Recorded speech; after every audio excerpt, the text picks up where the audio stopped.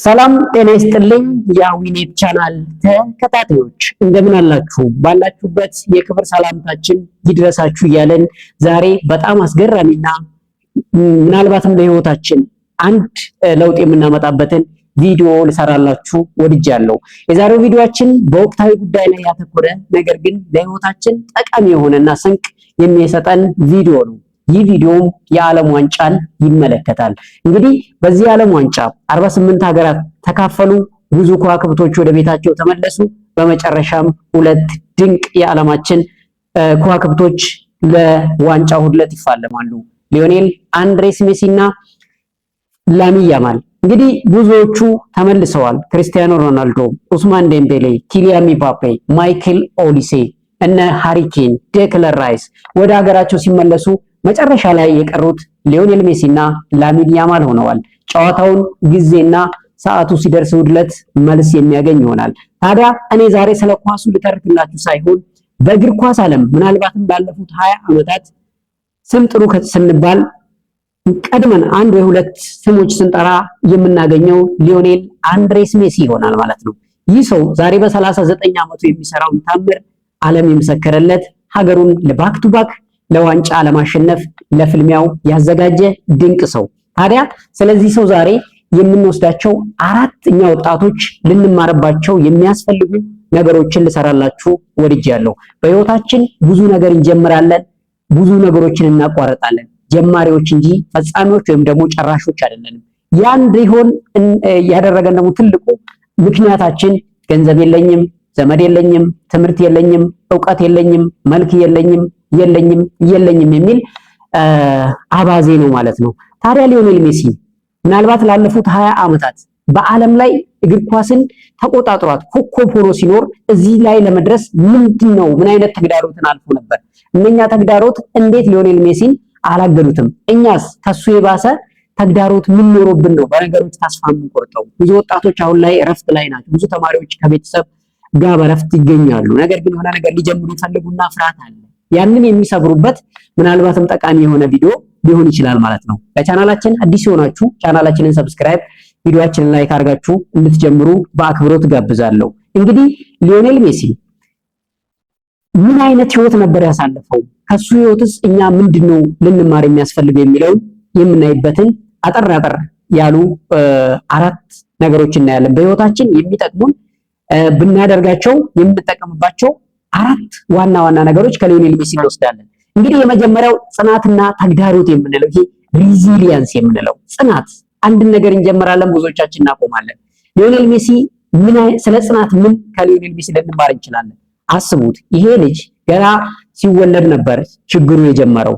so called growth hormone deficiency የሚባል ይሄ የእድገት ሆርሞን ውስንነት ስላለበት ለረጅም ጊዜ በቁመቱ ምክንያት ምንም ስኪል ታለንቱ ቢኖረው እንኳን ወደ እግር ኳሱ ለመምጣት ችግር ሆኖበት ነበር። ይሄንን ሆርሞን ወይም ደግሞ ቴራፒ ለመውሰድ ቤተሰቡም ሆነ በአካባቢው ላይም ያሉ ባለሀብቶች ወይም ደግሞ የእግር ኳስ ክለቦች ሊደግፉት አልቻሉም። ነገር ግን ሊዮኔል ሜሲ እዛ ጋር የኔ ነገር ያበቃል፣ ከዚህ በኋላ እኔ ምንም ላደርግ አልችልም ብሎ አላቆመም ነበር። በጽናት በሪዚሊየንስ ልምምዱን ቀጠለ፣ ጨዋታውንም ይጫወት ነበር ማለት ነው። ይሄንን የተመለከተ ባርሴሎና ሊዮኔል ሜሲን እንግዲህ የሕክምና ወጪውን ሙሉ በሙሉ ሸፍኖ ሆርሞን እንዲሰጠው ወይም ደግሞ ሆርሞናል ቴራፒ እንዲጀምር አደረገ ማለት ነው። ያኔስ ስቃይ አልነበረም ወይ? ይህ ልጅ ሁል ጊዜ እንዲሆን እግሩ ላይ ይሄንን ሆርሞን መወጋት፣ ብዙ መርፌዎችን መወጋት፣ መቸንከር ነበረበት። ይሄንን ሁሉ መርፌ ተቋቁሞ ግን ልጁ ጨዋታውን ልምምዱን ያደርግ ነበር ማለት ነው። ልብ በሉ፣ ችግሩ እንዳለ ነው። ለችግሩ መፍትሄም ሲገኝ ደግሞ ቀላል አይደለም ማለት ነው። ስለዚህ ፋይናንሻል ፕሮብሌም አለ። ፋይናንሻል ፕሮብሌሙ በዚህ አካባቢ ሲፈታ ደግሞ ከዛ በኋላ ደግሞ ምን ተደረገ? ሌላን ደግሞ እንደገና ሁል ጊዜ መርፌ መወጋት፣ ኮንሲስተንሲሊ ያን ነገር ማድረግ ግዴታ ነበር ማለት ነው። እዚህ ጋር ዋናው ቁም ነገሩ የምንማረው በህይወታችን ውስጥ የገንዘብ፣ የጤና እንዲሁም ደግሞ የተለያየ ማህበራዊ ሁኔታዎች እንቅፋት ሊሆኑብን ይችላሉ። ነገር ግን እኛ ቆርጠን እስከ ቀጠልን ድረስ ከጉዟችን ከመድረሻችን ሊያሰናክሉን አይችሉም ማለት ነው። ዋናው ነገር ጽናት ነው ማለት ነው። የሆነ ነገር ትጀምራለህ፣ ያንን ነገር በጽናት መግፋት አለበት። አትችልም ልትባል ትችላለህ። ምናልባትም መንገዱ በጣም ኦብስታክል የበዛበት እንቅፋት የበዛበት መውደቅ፣ መሰደብ፣ መነሳት፣ ጭቃዎች፣ ተራሮች፣ ፀሐዮችን መጋፈጥ ሊኖርብህ ይችላል። ነገር ግን እስከ መጨረሻው ጸንተክ የምታልፍ ከሆነ ምናልባትም የመጨረሻ ላይ ችሎታ ላይ ልትደርስ ወይም ደግሞ የምትፈልገው ነገር ላይ ልትደርስ ትችላለህ ማለት ነው። ስለዚህ ከዚህች የመጀመሪያው ታሪክ ላይ የምንማረው እንግዲህ ጽናት የምንለውን ነገሮችን ጠንክሮ ለማሸነፍ ተግዳሮቶችን መቋቋም ወይም ሪዚሊያንስ የምንለው ለማንኛውም ወጣት ለማንኛውም ሰው በጣም አስፈላጊ እንደሆነ ነው ማለት ነው። በሁለተኛ ነገር የምንማረው እንግዲህ ታላቅነት በጽናት በጽናት መጠበቅ ወይም ደግሞ ኮንሲስተንሲ እንደ ሃርድ ወርክ የምንለው ማለት ነው። ታለንት ሊኖር ይችላል፣ ተሰጦ ሊኖር ይችላል። ተሰጦህን ግን ኮንሲስተንትሊ ሃርድ ወርክ ወይም ደግሞ ጠንክረህ ሰርተህ ማታወጣው ከሆነ ተሰጦ ብቻውን በቂ አይደለም ማለት ነው። ሰዎች ብዙ ታለንት አላቸው፣ ያ ታለንታቸው ግን አይወጣም። በተለያየ ምክንያት ታለንታቸውን ደብቀው ይኖራሉ ማለት ነው። ስለዚህ ያንን ታለንት ለማውጣት ምናልባትም ብዙ ጊዜ መሰበር፣ መነሳት፣ መውደቅ፣ ብዙ ሌሊቶችን አለ እንቅልፍ ማሳለፍ ሊኖርብህ ይችላል ማለት ነው። ሊዮኔል ሜሲ በአንድ ወቅት የተናገረውን ነገር እዚህ ጋር እናንሳው። ምናልባት በ20 ዓመት ውስጥ አንድ ጊዜ ጀግና ወይም ደግሞ ታዋቂ ለመሆን ምናልባት ለ17 ዓመት 114 ቀናት ያላለሰለሰ ጥረት ማድረግ ሊጠበቅብህ ይችላል። ስለዚህ መጨረሻ ላይ አንድ ቀን የሆነ ቦታ ላይ ሰክሰስፉል ሆነ ለመታየት ከመሃል የምታልፋቸው ብዙ ዓመታትን ብዙ ጊዜ ሊፈጅብህ ይችላል ማለት ነው። ብዙ ጊዜ የኛ ትልቁ ችግር ምንድነው? አንድን ነገር እንጀምራለን፣ ያ ነገር ቶሎ ፍሬያማ እንዲሆን ውጤታማ እንዲሆን እንፈልጋለን። እንደዛ ግን አይደለም። ከመጋረጃ በስተጀርባ የሚሰሩ ብዙ ነገሮች አሉ። ብዙ ነገሮች እየተሰሩልህ ሊሆን ይችላል። ትጀምራለህ፣ 1-2 ዓመት ትገፋለህ፣ ከዛ ታቆማለህ። አንዳንዶች ደግሞ ጠንክረው አብራችሁ ትጀምራለህ፣ 5 ዓመት ኮንሲስተንትሊ ይሄዳሉ። ምናልባት ጅል መሆን ደደብ መሆን ሊጠይቅ ይችላል። አንዳንድ ጊዜ በህይወት ጅል የማትሆን ከሆነ ሰክሰስፉል አትሆንም ማለት ነው። ለምን? ነገሮች ቶሎ ፍሬያማ አይሆኑም። ቶሎ የምትፈልገውን ነገር አይነት ሊያሳዩክ አይችሉም። ያኔ ሪዚሊየንስ ኖሮክ ጠንክረ በሃርድ ወርክ የማትቀጥል ከሆነ ከመንገድ ላይ ትቆማለህ። እንግዲህ ሊዮኔል አንድሬስ ሜሲ ጠንክሮ በዓለም ላይ ለመታየት ብዙ ልምምዶች ላይ ብዙ በግራ እግሩ ሙከራዎችን ማድረግ፣ ከብዙ ቦታ ላይ ቅጣት ምቶችን መምታት፣ ከብዙ ቦታዎችን ድሪብል አድርጎ ወድቆ ተነስቶ ጎል ማስቆጠር ለረጅም ጊዜ ሲለማመደው የነበረው ነገር ነው ማለት ነው። ስለዚህ ፍሌክሲብል ማይንድ ሴት ያለው ሰው መሆን ማይንድ ሴት መጽሐፍ የጻፈችው ዳርል ምን ትላለች? ሰዎች በሁለት ይከፈላሉ፣ ፊክስድ ማይንድ ሴት ያላቸውና ፍሌክሲብል ማይንድ ሴት ያላቸው ነው። እነዚህ ፊክስድ ማይንድ ሴት ያላቸው ሰዎች እዛችሁ ቦታ ነው የሚቆዩት። የመማር ወድቆ መነሳት እነሱ ጋር ዋጋ የለውም ወይም ደግሞ ጠቃሚ አይደለም።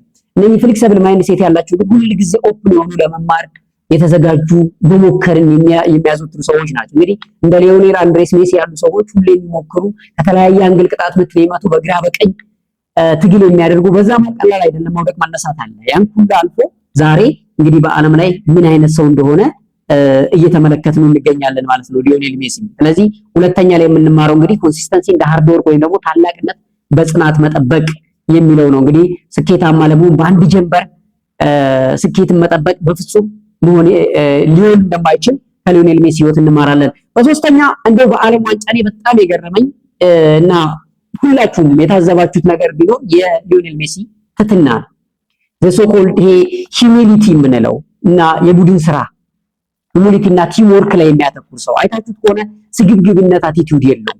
ለዛም ነው የቡድን አጋሮቹ እንደዚህ የሚንሰፈሰፉለት ማለት ነው። እያንዳንዱ ንክኪ የሜሲ ንክኪ የሜሲ እንቅፋት የሜሲ መውደቅ እንዴት እንደሚጎዳቸው እንዴት እንደሚረባረቡ ማታ በጨዋታ እያያችሁ ነበር ማለት ነው። ይህ ሁሉ የመጣው ምንድነው? የሜሲ ትሁት መሆንና የቡድን ስራ ላይ ከቡድኖቹ ጋር መስራት፣ ቅድሚያ ለቡድን የሚለውን ነገር ቅድሚያ ለከል የሚለውን እኛ ብዙዎቻችን የኔ አቲቲዩድ ወይም ሰልፍ ሴንተርድ የሆኑ ሰዎች ነን። በህይወታችን ማያልፍልንም ሰክሰስፉል የማንሆነውም ትልቁ ሚስጥር የኔ የምናበዛ ሰዎች ነን አብዛኞቻችን። ለኔ የኔ ብቻ የምትል ከሆነ ሁል ጊዜ ወደ ኋላ ነው የምትቀረው። ስለዚህ እከሌ ይቅደም ማለት የምትችል መሆን አለብህ። ሊዮኔል ሜሲ እንዲህ ያለ በዚህ የታደለ ትልቅ ጀግና መሆኑን እንኳን የቡድን አጋሮቹ አይደለም ሌሎች የቡድን ተጫዋቾችም ሲመሰክሩ ነበር። ጁድ ቤሊንጋም ያለውን ሰምታችኋል። ትናንትና ከጁድ ቤሊንጋም ጋር እንግዲህ ሜዳ ላይ ግጭት ተፈጥሮ ነበር አይታችሁ ከሆነ። እንግዲህ ጁድ ቤሊንጋም ተጠይቆ ከሊዮኔል ሜሲ ጋር ያደረጋችሁት ነገር ምን ነበር? ለምንስ አደረከው? መጨረሻስ ምን ሆነ ሲባል ጁድ ቤሊንጋም የተናገረው ነገር በጣም አስገራሚ ነው። ሊዮኔል ሜሲን በጣም ወደዋለሁ። እኔ ሜዳ ውስጥ ትንሽ አይምሮን ለመስረቅ ያደረኩት ነገር ነው። መጨረሻ ላይ ግን መጥቶ አቅፎ አበረታቶኝ ነው እና በጣም ወደዋለሁ። እሱ አስቀይሞኝ ወይ ደግሞ እሱን ለማስከፋት ፈልጌ ሳይሆን ያው በጨዋታ ላይ ያለ ሜዳ ላይ ሀሳብን ለመሳብ ወይም ደግሞ ለመስረቅ የተደረገ ነገር ነው። እንኳን የቡድን አጋሮቹና የቡድን ከቡድን ውጭ በተቃራኒ ያሉት ራሱ ያን ያህል የሚወዱት የሚያከብሩት ሊዮኔል ሜሲ በጣም ትሁትና ለቡድን ስራ የሚያተኩር መሆኑ ነው። በመጨረሻም በስፔን ጨዋታ ላይ እንግዲህ በስፔን ምን አይነት አቀባበል ይደረግለታል የሚለው ራሱ በጉጉት ይጠበቃል። ምክንያቱም ስፔኖች ሊዮኔል ሜሲ ዋንጫው ቢበላ ያን ያህል የሚከፉበት አይነት አይደለም። ምክንያቱም በባርሴሎና ምን እንዳደረገላቸው ያውቃሉ። በስፔን እግር ኳስ ላይ ሊዮኔል ሜሲ ምን አይነት ስራ እንደሰራ ይታወቃል። ቀና ብሎ ሰውን የማያይ ስራው ላይ ብቻ የሚያተኩር ለቡድን እንጂ ለኔ የማይል ለቡድን ስትሰራ ስኬት አንተ ጋር ይመጣል። ታዲያ ብዙዎቻችን በመስሪያ ቤታችን ወይም ደግሞ በትምህርት ቤት እንዴት ነን? ለጓደኞቻችን እንዴት ምን አይነት አመለካከት ነው ያለን? ሁሉ ጊዜ የኔ የምንል አቲቲዩድ የለንም ወይ የሚለውን እዚህ ጋር በደንብ መመልከት ያስፈልጋል ማለት ነውና ሂዩሚኒቲ ወይም ደግሞ ለጓደኞቻችን ያለን አቀባበል የቡድን አጋሮቻችን የምንይዝበት መንገድ ህይወታችን ላይ ትልቅ ሚና አለው። ሊዮኔል ሜሲ በዚህ የተካነ ነው። ብዙ ወጣቶቻችን እንግዲህ በህይወታችን ምን ያህል እውቀት ቢኖረን ገንዘብ ወይም ደግሞ ዝና ቢኖረን ትምህርትን ከሰዎች ጋር አብሮ መስራትን የሰዎችን ሀሳብ ማክበርን ማንለማመድ ከሆነ የትም አንደርስም ማለት ነውና የብዙዎቻችን ችግር ኢጎ ያጠቃናል ማለት ነው። ኢጎይስት እንሆናለን። ክፍተታችንን መሸፈን ይሁን ከሰዎች ጋር አብረን በሰራን ቁጥር ክፍተታችን የሚታይብን ይመስለናልና ያ ደግሞ እዛ ውስጥ ታካርገን እንድንቀር ስታግናንት እንድናረግ በህይወታችን ያደርጋል ማለት ነው። ሊዮኔል ሜሲ ይሄ አይደለም። ስለዚህ ብዙ ወጣቶች ከሊዮኔል ሜሲ ልንማር ያስፈልጋል። የምንሰራውን ስራ ከሰዎች ጋር መስራት መልመድ፣ ለሰዎች ቅድሚያ መስጠትን መልመድ እና ደግሞ ለኔ ሳይሆን ለእናንተ ይቅደም እናንተ ቅደሙ ማለት መለማመድ በጣም በህይወታችን አስፈላጊ እንደሆነ ከሶስተኛው እንማራለን ማለት ነው። እንግዲህ በአራተኛ ከሊዮኔል ሜሲ ወይም ከሊዮኔል አንድሬስ ሜሲ ህይወት እኛ ወጣቶች መማር አለብን የሚባለው ለትችቶች ጆሮ አለመስጠት። ይሄ ለትችቶች ጆሮአችንን የምንሰጥ ከሆነ እናባክናለን ማለት ነው። ድምጾችን ዝም ማለት መልመድ፣ ዝም ብለህ ወደ ተግባር መግባት ማለት ነው። ሊዮኔል ሜሲ ምንም እንኳን በባርሴሎና ለረጅም ዓመት ስኬት በስኬት ቢሆን ብዙ ባላንደሮችን ቢሰበስብም በአርጀንቲና ብሔራዊ ቡድን ዋንጫ ባለማንሳቱ ለረጅም ጊዜ ትችቶች ሲስተናገዱበት ነበር። አርጀንቲና ከማራዶና ውጪ እየተባለ ነበር። ሌላው ማራዶና አሁን በዓለም ዋንጫው 2022 ላይ ፈረንሳይን አሸንፈው ዋንጫውን እስከሚያገኙ ድረስ ማለት ነው። ታዲያ በጋዜጠኞች በእግር ኳስ ተንታኞች እንዲሁም በተለያየ ብሔራዊ ቡድን ተጫዋቾች ጭምር ሊዮኔል ሜሲ ለረጅም ጊዜ ትችት ሲተች ነበረ ማለት ነው።